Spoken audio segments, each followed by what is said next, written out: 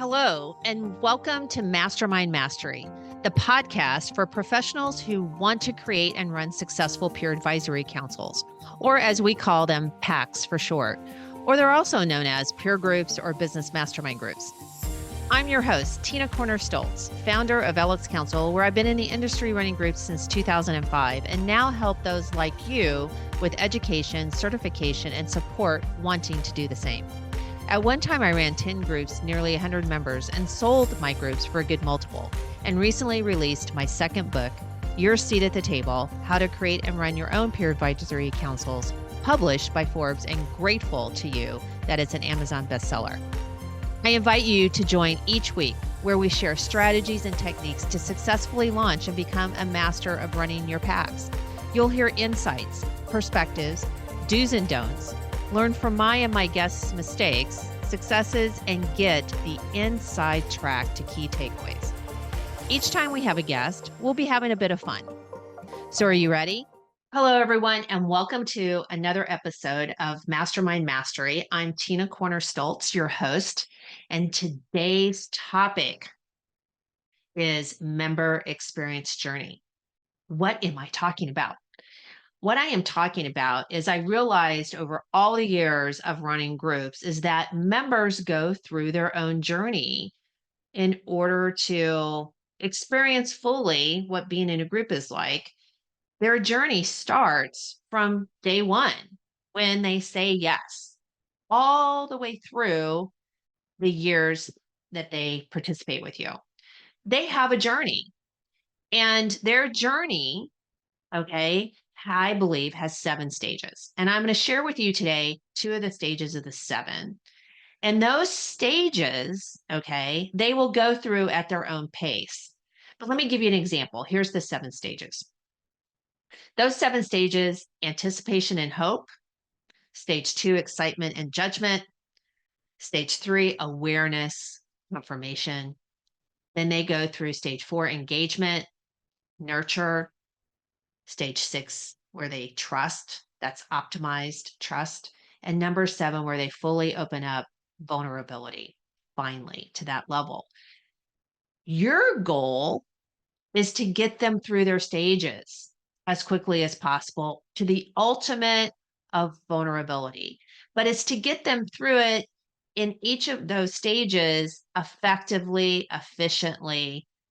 And again, every member will go through it at their own pace. Some will actually never reach that final stage of fully opening up and a level of vulnerability that you aspire every one of your members to get to.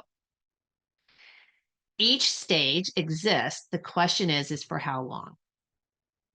And I know that if you share these stages with your members and let them know what to expect and anticipate on their journey of being a member in your group, that it will eliminate stress, anxiety, uncertainty, etc., from your member and have them have a much better member experience so that when they hit a stage that's difficult, they don't bail from you.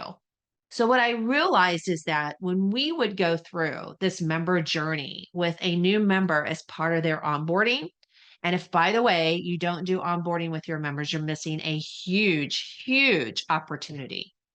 I guess I should do a podcast just on that. So I will. I have to make a note of that.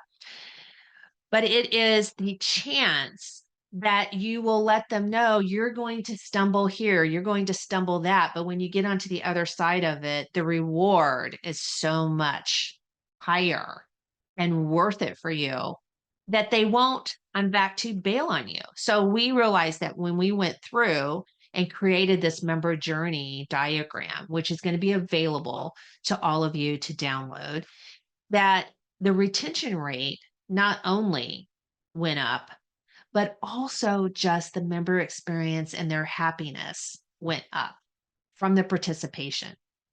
And they were much more engaged quickly because they understood what their journey was going to be like. If you think about other things in your life where, wouldn't it have been nice to know that this is really what I'm going to go through to get to this? How much more comfortable you would feel instead of everything being a surprise.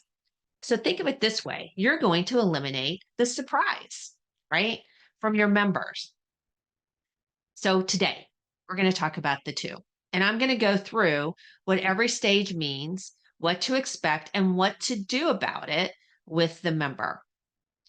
And this way, you can give thought as to, all right, the member is in stage one. What can I do to help them through this in a very positive, supportive way? I hope today, if you're not doing onboarding, that you walk away with at least thinking about doing it. If you haven't had this conversation with your members, you do have it, particularly if you've been running groups for a long time and a new member comes in, and let's say the majority of all the members in your group are at later stages, but that new member is obviously at the beginning stages. How is it that you kind of help bridge so that new member doesn't feel so far behind? So again, that's what we're going to talk a little bit about. So as we get started with stage one, anticipation and hope, what does that mean? Right? Anticipation and hope. This is when it starts. The member signs their application with you. They have said yes. So when they have said yes, they're now anticipating a positive experience, or they would have never said yes, right?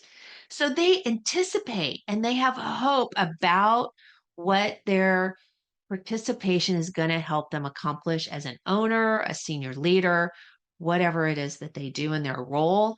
They have a vision of these are all these challenges and opportunities. And now I'm going to be able to get insights from my peers.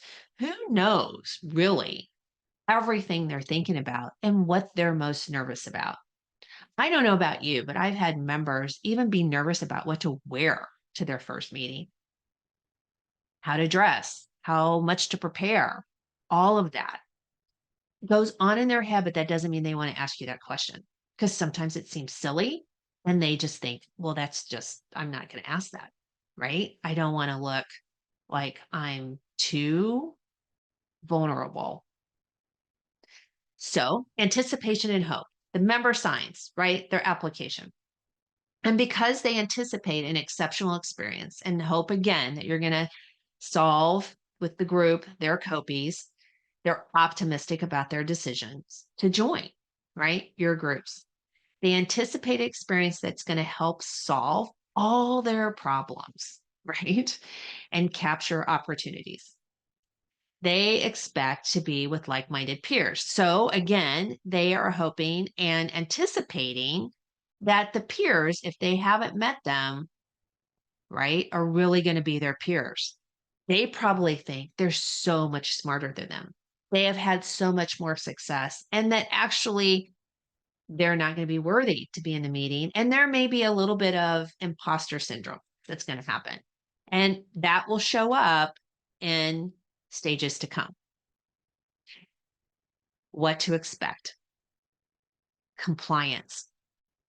So, what can you expect from a brand new member stage one who has this anticipation and this hope? It's a wonderful opportunity to get them to comply to everything you are wanting your members to do and that you expect through your guidelines that you have set, like being on time, right? Like interacting maybe between the meetings, like showing up with giving thought as to what they need from the group that day.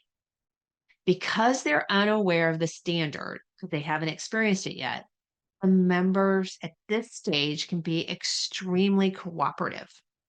This is a dream for us. I think about this all the time. It's a huge, huge opportunity. They're on their best behavior. So, what you're seeing here is their best behavior. It's like a first date, right? So, expect someone else to pop up later. That probably will happen.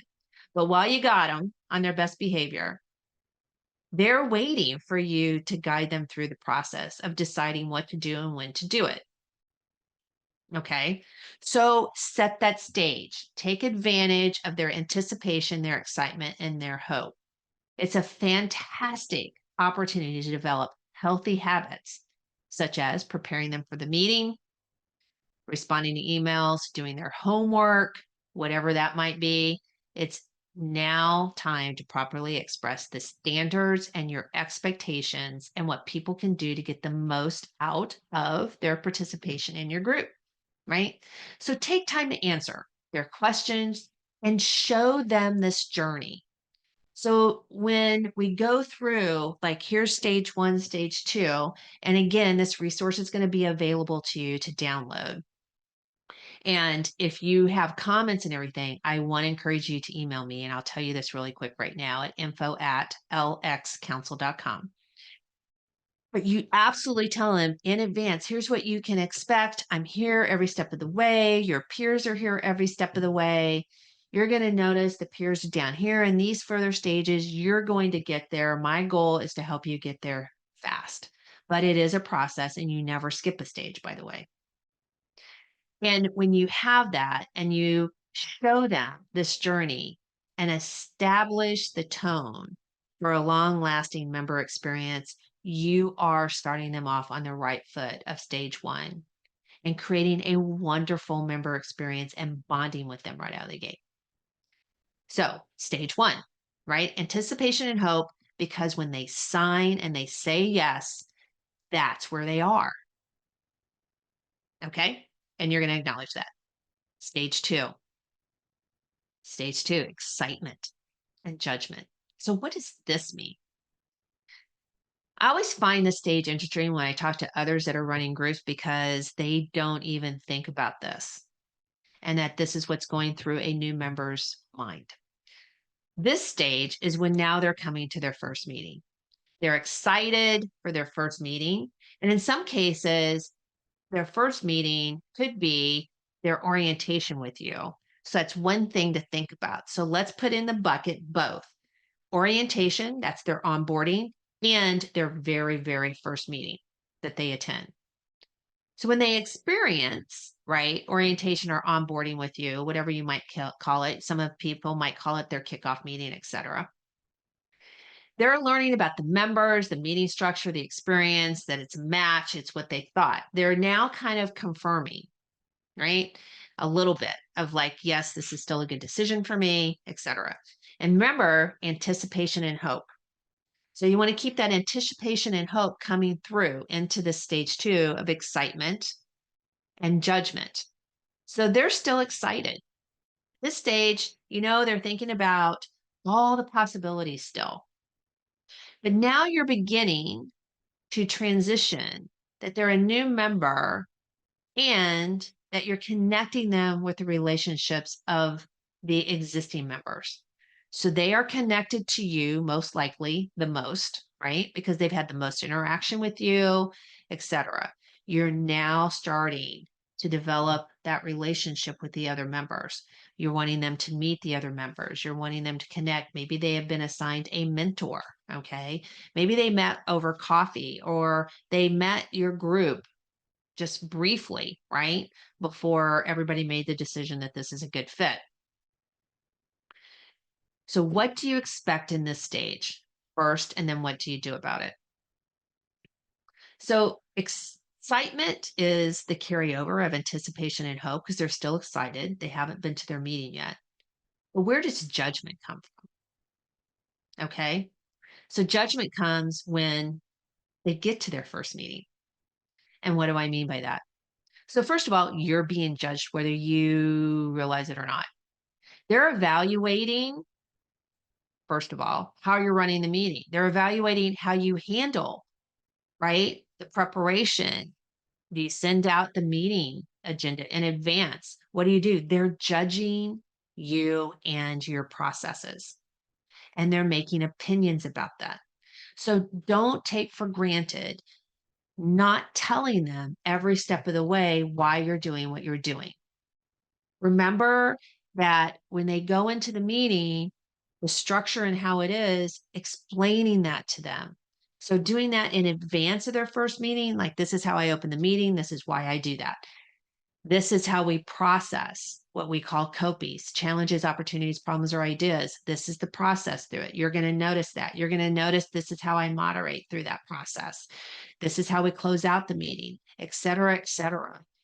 And explaining that to them so they know and they're not making judgments that are negative unnecessarily, right? There are numerous first impressions. So, what do I mean by that? They're judging their peers. So, how is that possible? Well, they get in the meeting, and the first meeting, first impressions are everything. First of all, first impression on, do you start the meeting on time? Now we're back to you. First impression about each member. How do they greet them? How do they welcome them? They're listening for each member's interaction to determine if they think they're smart or not. Are these really my peers? Are they going to be able to help me? Did I make a good decision? These are smart people. These will be able to help me. Can I add value? I don't know. So that's what's happening is this judging. The new member is assessing the other members to see whether they can help them. They question whether the members are truly peers, wiser, more sophisticated. You get the gist. So what do? You want to influence this perception, and you have the power to do that in order to ensure that the existing members' strengths and synergies with the new members are maximized. And what do I mean by that? Is you want to bring out the positives, the strengths of every member around the table when you have a new member there. Whenever you introduce a new member to an existing member or a new member to your whole group, you're going to play up every single existing member. So, what do I mean by that? For example, if John was joining the group for the first time in his first meeting, and let's say John has a partnership and he's in a partnership, meaning he's got partners in the business, but he's the CEO. And let's just say that his organization is a manufacturing company, and one of the challenges is they're getting ready to do an acquisition.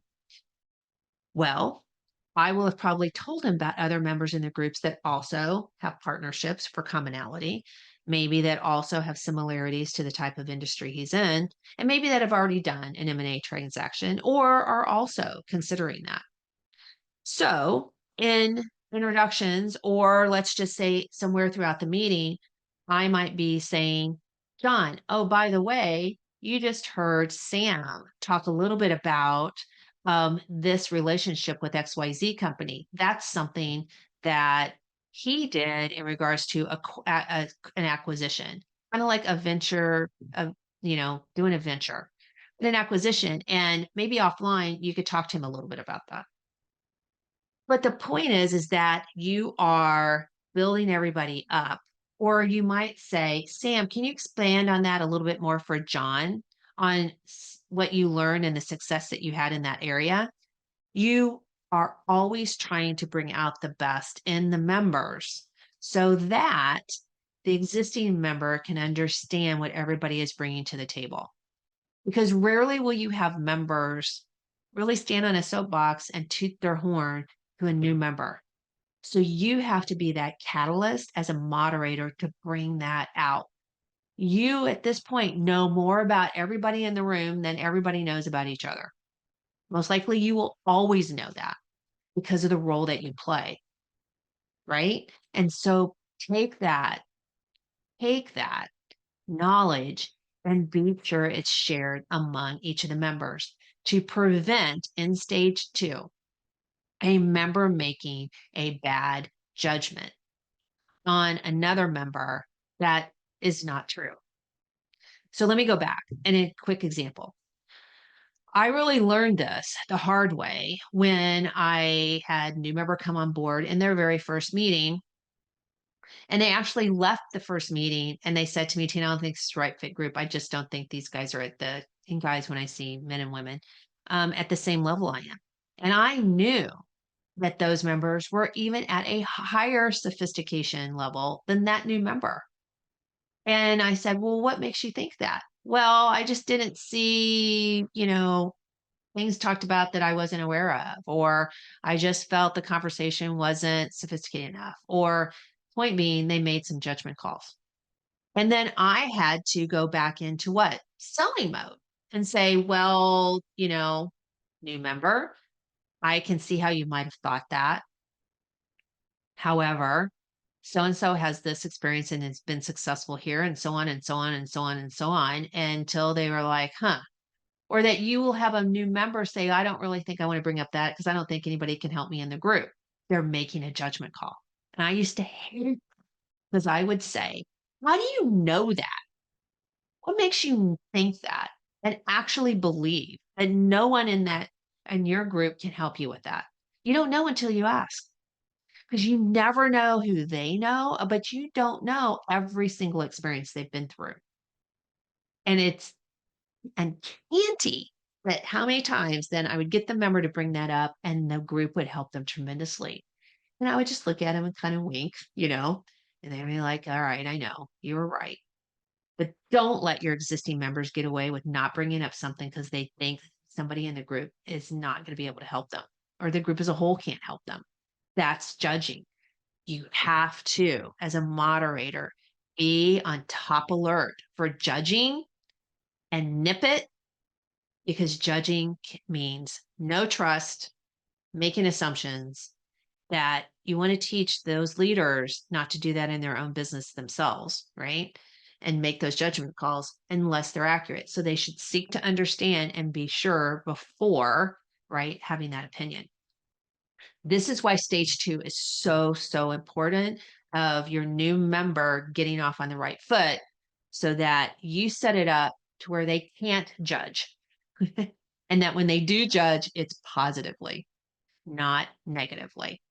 And that's what you can do to help them through stage 2. Okay.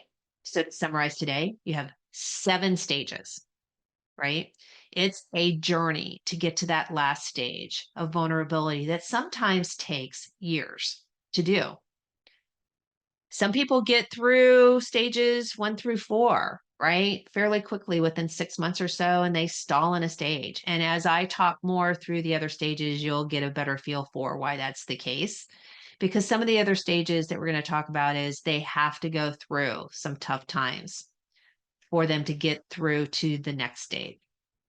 And what do I mean by tough times is some tough conversations in the group. All right. So again, all I want you to take away today is onboarding and sharing with your new member what they can expect, particularly in the very beginning. But for you as a moderator, what you have to be aware of to manage their expectations, their judgment, and keep their excitement at a high level. So with that, thank you everyone for another episode of Mastermind Mastery on the member journey, which will enhance your member experience. And I guarantee you increase retention and most likely referrals, right? We always love referrals. Who does not like referrals? And you can download this resource, right? And you can see it in the show notes, and be able to click on that. And until next week, you guys go make it happen. And I always love spending time with you. Hey, moderators of groups. Thank you so much for listening to today's podcast. To get access to today's show notes and exclusive content and resources, visit tinacornerstolz.com/podcast or lxcouncil.com, where you can also become part of an exclusive online community, attend our academy, or get free resources, templates, checklists, and more. And you can even contact me there as well. So if this episode resonated with you and you know someone who can also benefit from listening, please share with them by taking a screenshot and even posting on your social media. I also love reviews and appreciate hearing from each of you, those actually doing this wonderful work. Please tune in next week for another episode of Mastermind Mastery. And I'll close by sharing something my mentor did after every learning moment. He shared a shiny pebble from his pocket with anyone he passed knowledge to and asked them to forward that pebble knowledge on. So now I encourage you to go pass on a pebble, the takeaways you learned today, to either your existing groups or fellow peers. Now, go make it a great one.